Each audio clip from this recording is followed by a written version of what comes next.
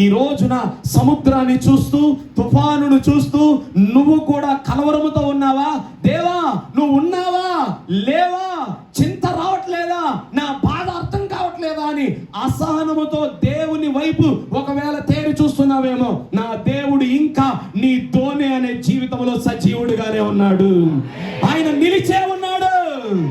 నువ్వు ఆగమైతావు, కానీ ఆయన రెస్ట్ లో ఉండి పనిచేసే దేవుడు. హల్లెలూయా. నీకు కలవరం ఎక్కువ, నీకు టెన్షన్ ఎక్కువ, నీకు విచారం ఎక్కువ, నీకు భయం ఎక్కువ, కానీ యేసయ్యలో ఏమి లేవు, ఏం లేవు. ఆయన నెమ్మదిలో ఉండి పనిచేసే దేవుడు. ఆయన విశ్రాంతిలో నుండి అద్భుతాలు చేసే దేవుడై ఉన్నాడు. హల్లెలూయా. సంగమా, ఈ రోజున మనం నేర్చుకోవలసిన ఒక ప్రాముఖ్యమైన పాఠం ఏంటంటే, నీ జీవితంలో తుఫానులు రేగినప్పుడు, అలలు రేగినప్పుడు నీ దోణి నింపబడిపోతున్నా